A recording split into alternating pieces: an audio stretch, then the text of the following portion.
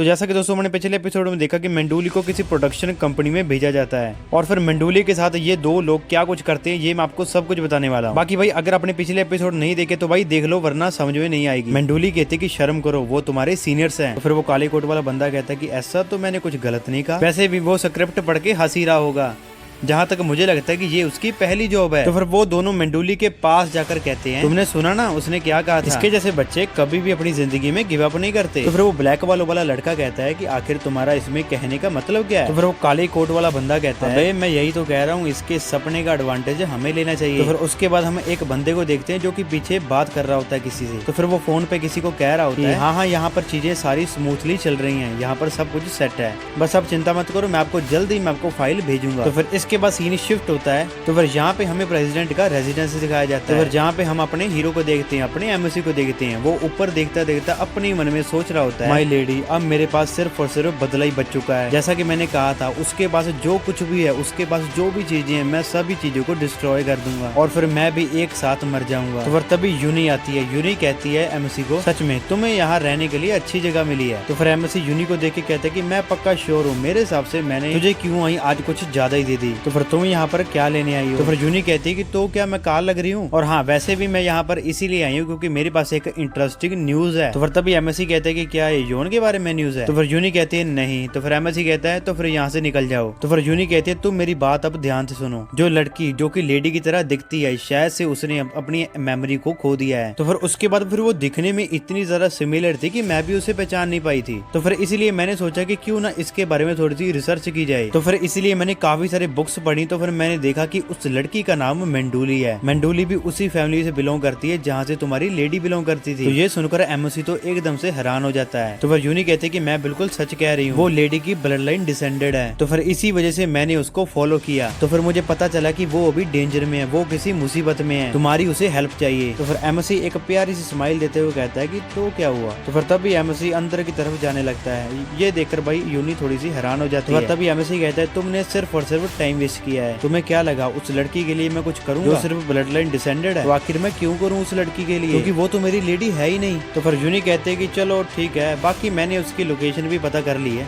तो फिर तभी एमओसी यूनी को इग्नोर करते करते दरवाजा बंद करके वहाँ से निकल जाता है। तो फिर तभी यूनी किसी को कॉल लगाती है। तो फिर कॉल पे किसी को कह रही होती है कि तुम मुझे ढूंढ रहे थे ना, मैं कुछ समय के लिए बाहर चली गई थी कुछ इंपॉर्टेंट काम करने के लिए, मैं जल्दी वापस आ रही हूँ। तो फिर इसके बाद यूनी का कॉल कट हो जाता है। तो फिर वो अपने मन में सोचने लगती है ये कितना बोरिंग है, क्या वो इसके लिए बिल्कुल भी मायने नहीं रखती, फिर तो उसे छोड़ ही देना चाहिए इस लड़की। तो फिर हम एमएससी को देखते हैं जो कि अकेला कमरे में बैठा अपनी लेडी के बारे में सोच रहा होता है। तो फिर जहाँ वो अपनी लेडी के साथ बिताया गया एक एक मिनट याद करता है। तो फिर जहाँ उसे एक बात याद आती है, तो फिर जहाँ पे उसकी लेडी कह रही थी क्यों जब मैं पीछे देखूं तुम हमेशा मेरे साथ रहना। तो फिर तभी एमएससी कहते हैं कि नहीं ऐसा नहीं हो सकता, उसका नाम मींग है, वो मेरी लेडी हो ही नहीं सकती, इसीलिए मुझे उसके बारे में चिंता करने की कोई जरूरत नहीं है, और मैं पक्का श्योर हूँ कि उसके पास भी उसका कोई ना कोई प्रोडक्ट करने वाला होगा, उसे बचाने के लिए कुछ कोई ना कोई तो होगा। तो फिर इसके बाद हमारा सीन शिफ्ट होता है। तो फिर हमें एक आदमी को दिखाया जाता है जो कि इंटरव्यू देने आया था। तो फिर वो किसी के सामने सिर झुका के कहता है कि हेलो मेरा नाम भिक्षु है और मैं यहाँ पे इंटरव्यू देने आया हूँ और ताकि मैं एक मैनेजर बन सकूँ। तो फिर जहाँ पे हम देखते हैं कि जो उस बंदे का इंटरव्यू ले रहा था वो भाई सीडीओ होता है। तो फिर तभी वो कहता है कि क्या तुमने रिज्यूम में ये मेंशन नहीं किया था, तुम यहाँ पे एक फैमिली की तरह काम करो और हाँ यही कुछ मुझे इस कंपनी में चाहिए। तो ये सुनकर वो बंदा कहता है कि आपको तो पता है कि मैं नेवी हूँ। तो वो सीडीओ कहता है कि चलो ठीक है तुम कल से सीखना स्टार्ट कर दोगे, मैं तुझे सिखाना स्टार्ट कर दूंगा। तो फिर वो बंदा सीडीओ का धन्यवाद करता है। तो फिर सीडीओ कहता है कि चलो अब तुम अपने घर जा सकते हो। तो फिर तभी वो यस बॉस कह के वहाँ से निकल जाता है। तो फिर तभी सीडीओ कहता है कि सच बताऊं तुम ही सिर्फ और सिर्फ ऐसे बंदे हो जो कि मेरे साथ यहाँ पे काम करेगा। तो फिर इतना कह के वो मंडोली को कॉल करता है। तो फिर कॉल लगाते लगाते वो कहता है कि मैंने मिन के लिए एक सरप्राइज रेडी कर लिया है और अब तो शायद उसकी मीटिंग खत्म हो चुकी हो। तो फिर हम देखते हैं कि मंडोली की कॉल तो लग रही थी, लेकिन भाई मंडोली का जो फोन था वो वही काले कोट वाले बंदे के पास था, जो कि गुस्से से अपने बंदे से कह रहा होता है कि जब मैं बाथरूम गया था यहाँ पर क्या हुआ था। तो भाई उस बंदे की हालत थोड़ी सी खराब होती है, वो नीचे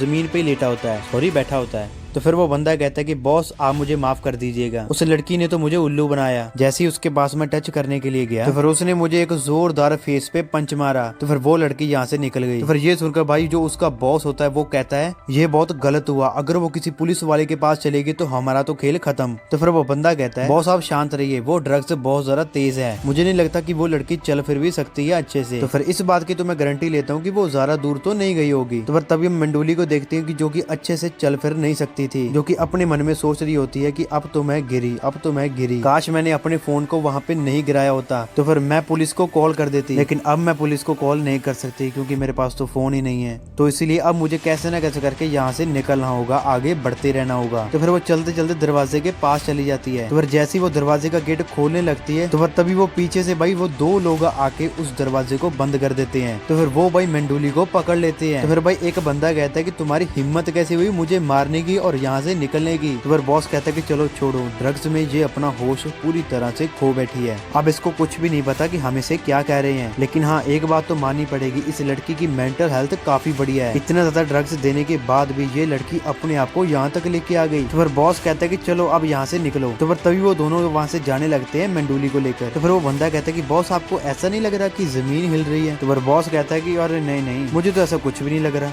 कहीं उस लड़की का पंच तुम्हारे दिमाग में तो नहीं लग गया? तो फिर वो बंदा एक बार फिर से बॉस को कहता है नहीं बॉस जमीन हिल रही है। तो फिर ये कहते कहते भाई वहाँ पे जमीन काफी ज्यादा हिलने लगती है। तो फिर ये देखकर भाई बॉस कहता है कि क्या ये अर्थ क्यों, क्या है, क्या ये भूचाल है? तो फिर वो बंदा कहता है कि देखा बॉस मैंने कहा था ना, अब तो यहाँ पे लाइट भी चली गई है, तो फिर हमें शायद से इसको अवॉइड करना चाहिए। बॉस कहता है तुम यहाँ से निकलो, जल्दी करो। तो फिर अचानक से मंडोली की भी आँख खुल जाती है। तो फिर वो सामने एक दरवाजे को खुला देख के कहती है कि आखिर ये दरवाजा क्यों खुला हुआ है? तो भाई फिर हम देखते हैं कि उन लोगों के पीछे एकदम से भाई हमारा MC एकदम से हीरो लेवल की एंट्री करके भाई वहाँ पे खड़ा हो जाता है। तो जिसके हाथ में एक लेटर होता है, ये लेटर उसे उसी दरवाजे के पास मिलता है जहाँ पर यूनी उसको छोड़ के गई थी। तो भाई फिर हमारा MC उन्हें मारने की बजाय अपने मन में सोच रहा है, मुझे समझ में नहीं आ रहा है कि मैं यहाँ पर क्यों आया हूँ, मैं उसको छोड़ सकता था, मैं इसको अवॉइड कर सकता था, लेकिन मैं फिर भी यहाँ पर आया, आखिर क्यों? तो जब मैं इसके बारे में सोचता हूँ तो जवाब सिर्फ एक ही आता है कि एक अच्छा इंसान जो कि दूसरे अच्छे इंसान की हेल्प कर रहा है। तो फिर वो अचानक उन दो लोगों से कहता है कि इसको छोड़ दो। बॉस जैसे पीछे देखता है वो एकदम से डर जाता है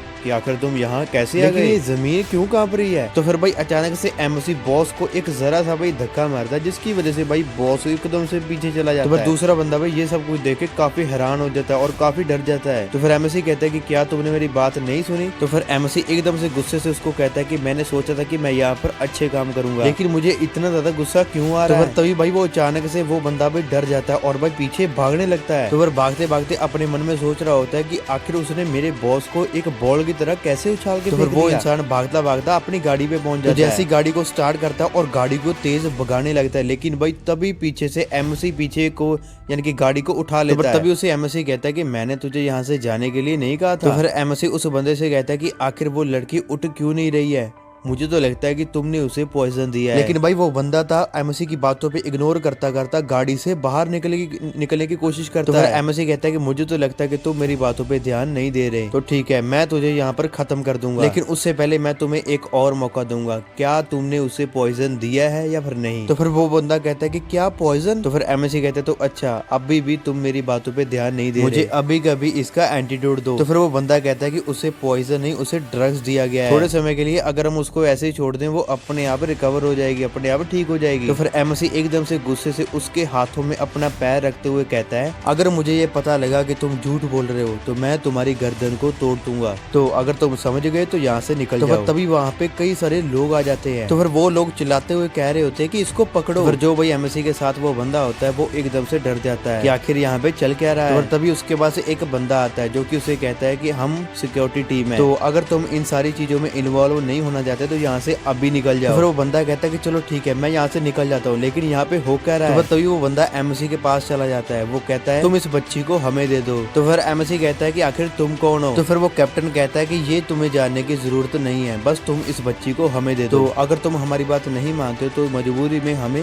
फोर्स का इस्तेमाल करना पड़ेगा। तो फिर MC कहता है अच्छा फोर्स का इस्तेमाल करना पड़ेगा, अब मैं यहाँ पर खड़ा खड़ा देखूंगा तो नहीं, लेकिन पहले ये बताओ कि तुम कौन हो? तो फिर वो पुरानी बातें याद करते हुए कहता है कि मैंने मैंने इस लड़की की हेल्प की थी। तो फिर इस बात को याद करते करते मेंडोली को उठा लेता है। अब मैंने इसकी हेल्प की है तो इसलिए अब इसकी रिस्पॉन्सिबिलिटी मेरी है। तो फिर एमसी उस कैप्टन से कहता है कि मैं इसका मैनेजर हूँ सिर्फ और सिर्फ आज के लिए। तो फिर भाई जिस बंदे ने भाई उसको ड्रग्स दिया था वो भाई बंदा अचानक से किसी से बात कर रहा होता है। तो फिर अचानक से उसके भाई फोन से आवाज आती है कि मैं तुमसे बिल्कुल भी खुश नहीं हूँ। तो फिर वो बंदा कहता है कि सर आप मुझे माफ कर दीजिए। तो फिर उस फोन से एक और आवाज आती है जो कि कहता है कि मैंने वहाँ पर बॉडीगार्ड भेज दिए। वो लोग सी के शेल्टर के सिक्योरिटी टीम है। और हाँ ऐसा लगता है कि किसी और ने भी हमारे बीच में इंटरफेयर किया है। आखिर वो कौन है? तो फिर एमसी भाई कहता है मैं इसका मैनेजर हूँ। तो फिर जो फोन के अंदर भाई जो दूसरा बंदा होता है वो कहता है बहुत ही कंफ्यूज होते हुए कहता है कि मैनेजर इसके बारे में तो मुझे कुछ भी नहीं पता। तो फिर वहाँ पे जो सिक्योरिटी टीम होती है उसमें से वो एक बंदा बोलता है कि चलो तुम साबित करो कि तुम इसके मैनेजर, लेकिन हाँ अगर तुम साबित नहीं कर पाए तो हम इस बच्ची को अपने साथ ले जाएंगे। तो फिर एमसी अपने मन में सोच रहा होता है मुझे इस लड़की का चेहरा अच्छा तो नहीं लगता लेकिन फिर भी मैं इन लोगों के साथ तो नहीं छोड़ सकता। तो तभी भाई सिक्योरिटी टीम में से कोई एक बंदा भाई एमसी के ऊपर हमला करते हुए कह रहा होता है शायद हमें अपनी फोर्स का इस्तेमाल करना ही पड़ेगा। तो तभी एमसी कहता है कि तुम लोगों ने मेरे सामने अब कोई भी रास्ता नहीं छोड़ा। तो तभी भाई वो अपना हाथ का इस्तेमाल करते हुए उस लड़के को भाई पीछे एकदम से पीछे फेंक देता है। तो जहाँ भाई वो पीछे जाके एकदम से गिरता है तो फिर उसकी शक्ल से तो भाई ऐसा लगता है कि भाई वो बंदा तो 1-2 घंटे अब नहीं उठने वाला। तो फिर एमसी कहता है कि मुझे तो लगता है कि अब मेरे लिए ये जगह बेहतर नहीं है, अब मुझे यहाँ से निकलना चाहिए। लेकिन भाई जो सिक्योरिटी वाला कैप्टन होता है वो उसको नहीं जाने देता। तो तभी कैप्टन कहता है कि तुम कह रहे हो तुम इस लड़की का मैनेजर हो, क्या ये बकवास है। तो फिर कैप्टन चिल्ला के बोलता है कि आखिर तुम लोग यहाँ पे खड़े क्या कर रहे हो, उसको अपनी पावर दिखाओ। लेकिन भाई एमसी एकदम से पूरी की पूरी स्पीड में भाई किसी के भाई गर्दन तोड़ देता है, किसी का सिर फोड़ देता है, किसी के भाई लात तोड़ देता है, किसी की बांह तोड़ देता है, यानी कि भाई कैप्टन को छोड़ के उन सभी लोगों को एकदम बिल्कुल डिस्ट्रॉय कर देता है। तो फिर भाई कुछ ही सेकंड में वो सभी लोगों को नीचे जमीन में लिटा देता है। तभी भाई वहां से एमसी जाने लगता है। तो फिर पीछे से एक आवाज आती है कि मुझे माफ कर देना। तो फिर एमसी जैसे पीछे देखता है तो फिर भाई वो सारे के सारे बॉडीगार्ड अपने आप रिकवर होके भाई बिल्कुल ठीक हो जाते हैं और भाई खड़े हो जाते हैं। ये देखकर तो एमसी भाई हैरान हो जाता है। तो फिर जो कैप्टन होता है वो अपनी जैकेट को उतारते हुए कहता है तुमने हमें मार के अच्छा नहीं किया, अब तुम्हें हमारा असली रूप देखने को मिलेगा। तो एमसी भी थोड़ा सा हैरान हो जाता है। तो फिर अपने मन में सोचता है कि ये फीलिंग। तो फिर तभी वही मेंडोली की जाग खुल जाती है, मेंडोली की आंखें खुल जाती है। तो फिर तभी वो एमसी को कहते हैं कि एक्सक्यूज मी आखिर तुम हो कौन। तो फिर एमसी कहता है कि तुम्हें बिल्कुल सही टाइम में होश आया है, तो चलो बताओ आखिर ये है कौन, तुम इन लोगों को जानती हो। तो फिर तभी भाई मेंडोली कहते हैं कि ये आखिर कौन है। तो फिर भाई एमसी अपनी ऑरा को रिलीज करते करते उस लड़की को कहता है कि तुम अपनी आंखें बंद कर लो। फिर वो लड़की कहती है कि आखिर यहाँ पर हो क्या रहा है। तो फिर वहाँ पे जितनी भी सिक्योरिटी टीम होती है वो भाई एक